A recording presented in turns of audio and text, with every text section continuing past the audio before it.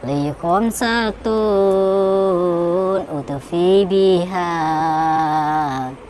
harul wabail hatimah al-mustafa wal murtada wabnahuma wa fatimah.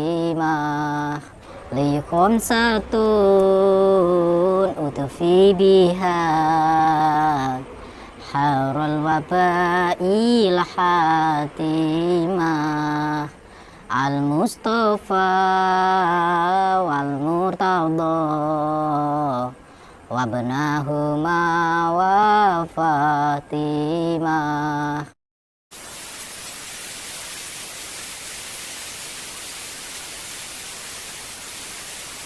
Assalamualaikum warahmatullahi wabarakatuh. Sahabat pemirsa yang dirahmati Allah Subhanahu wa Ta'ala, selamat menyimak kembali kisah perjuangan dakwah Gus Nur Samsun, dan semoga keberkahan senantiasa terlimpahkan kepada para sahabat semuanya.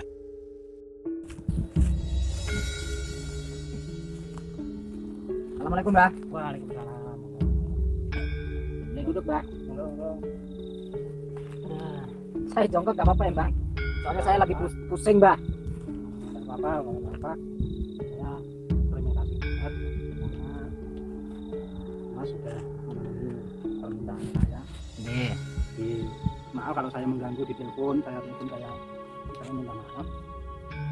Gak apa-apa, Mbah. Insya Allah dimaafkan, Mbah. Saya nggak merasa diganggu kok, Mbah, teleponnya kok. Terima kasih. Tujuan saya gini, Mas. Saya kan Islam. Oh, Mbahnya Islam. Saya Islam. Cuman saya itu kepercayaan ini bukannya, Boleh kenceng sedikit ya, Mbah? kepercayaan saya itu bukan ke Islam. Terus kepercayaannya apa? Sahabat yang dirahmati Allah Subhanahu wa Ta'ala, video ini adalah ketika Gus Nur Samsun diundang oleh seorang dukun santet yang mengaku beragama Islam. Sang dukun masih belum yakin dengan imannya, dan jika Gus Nur Samsun bisa mengalahkannya, maka dia akan masuk Islam lahir dan batinnya. Kisah ini bermula dari sang dukun yang biasa menyaksikan aksi konten Gus Nur Samsun yang mendatangi dan memberantas para dukun santet.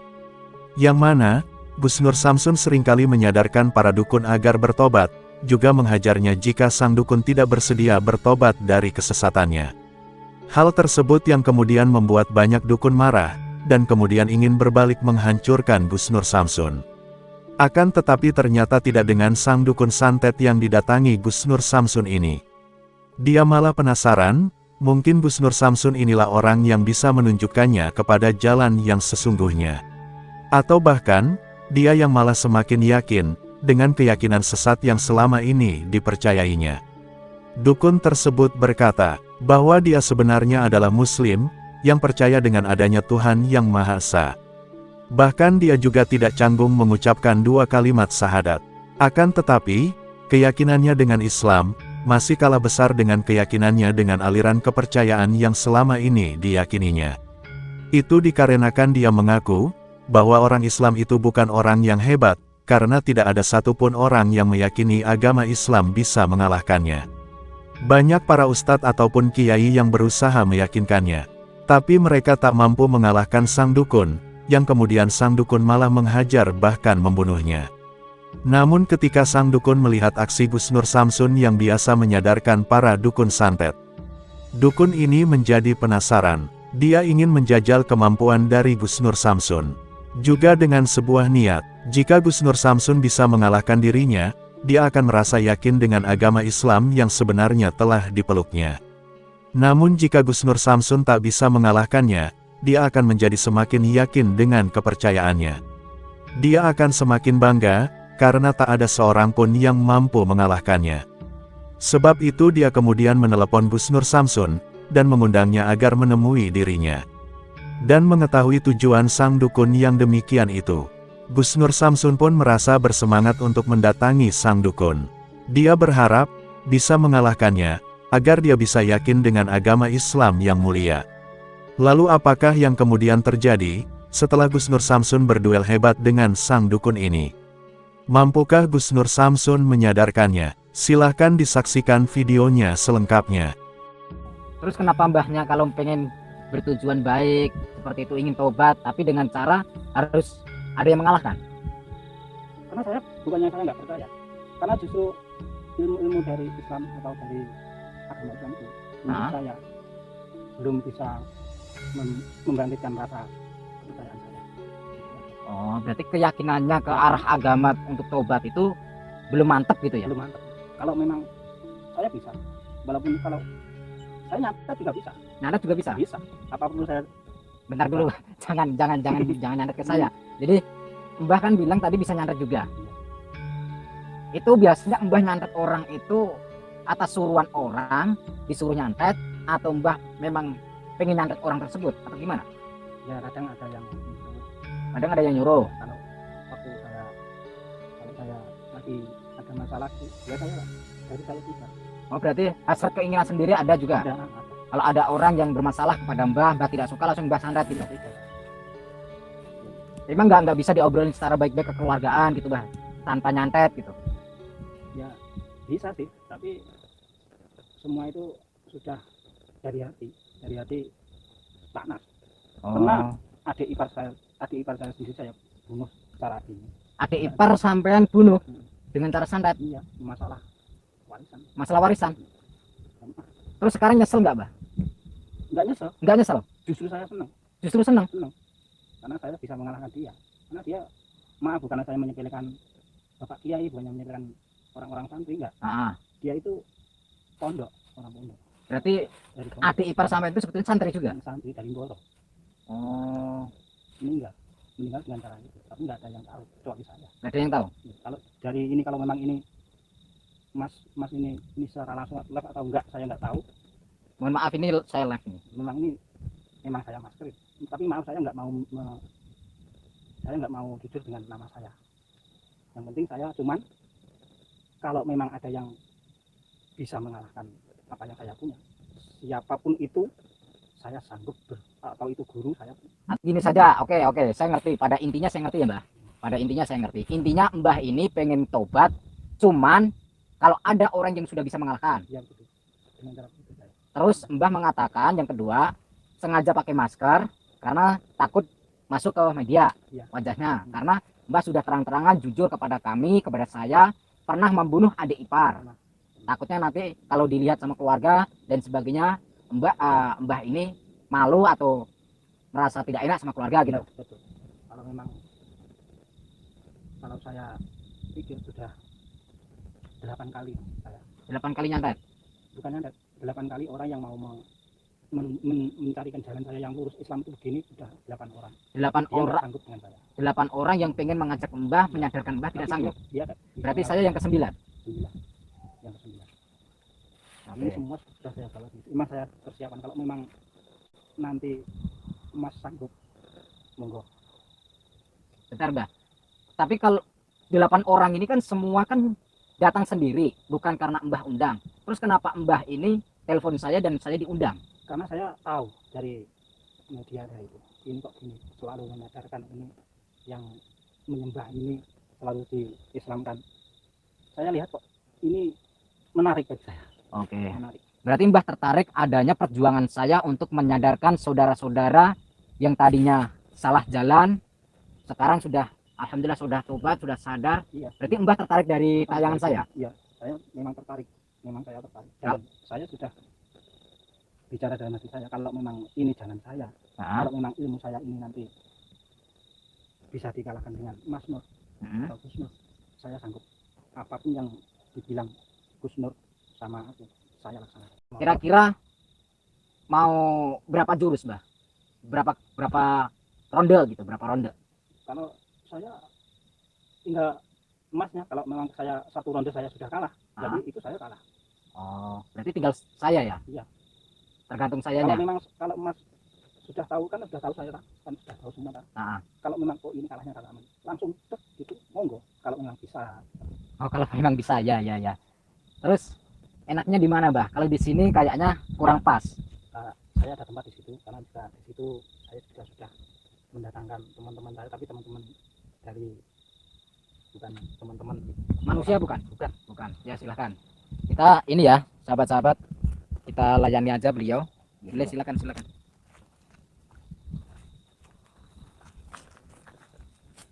Ini ke belakang aja, Mas. Silau loh, Mas. Awas ya, Mbak. Tempatnya di mana? Ya udah, kita naik aja, kita naik. Awas, hati-hati. Oke, sahabat-sahabat, saya tidak nyangka baru kali ini saya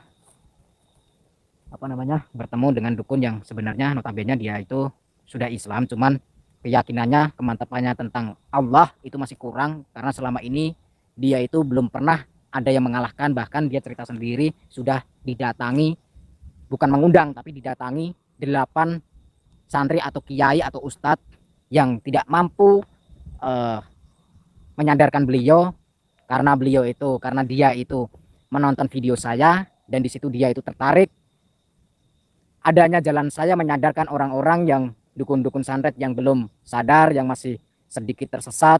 Akhirnya dia itu menghubungi saya hanya bertujuan pengen mengetahui ilmu Allah, karena selama ini dia itu belum dikalahkan. Nah, semoga saja saya mampu menyadarkan dia. Semoga saja Allah menyertai saya, langkah saya, niat saya. Nawaitu, bismillahirrahmanirrahim.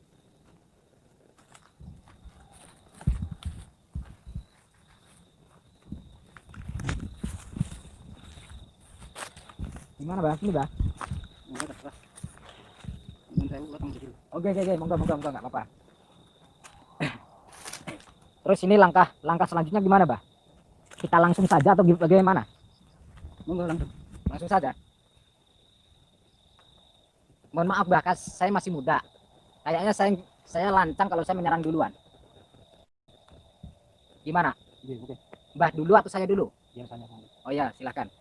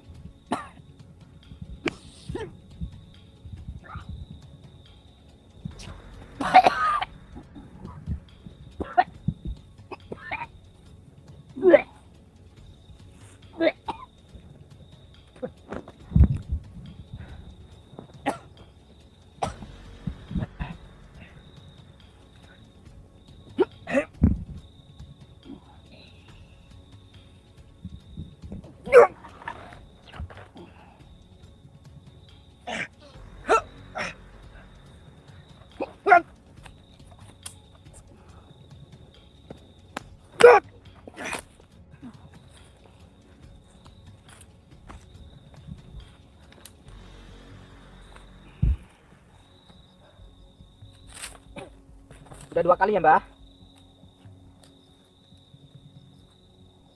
Ya. Sebentar.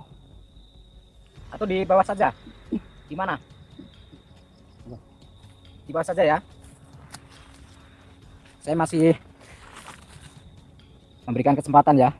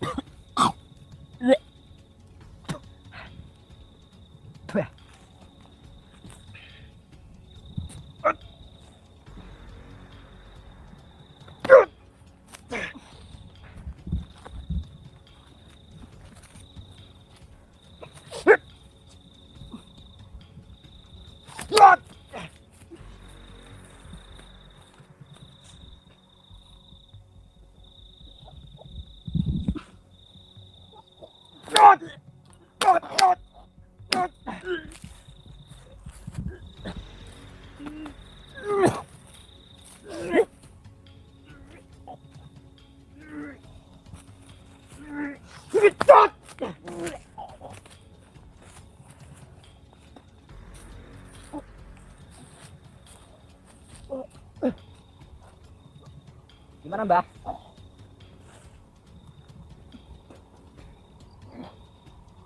Masih kuat?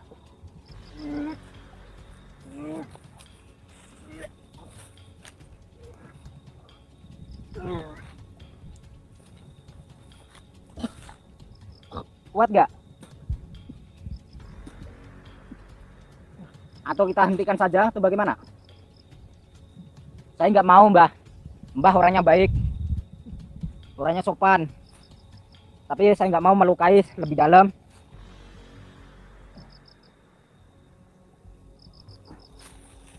Sampun, Gus. Sampun, nggih. Sudah, nggih. Sampun, sampun.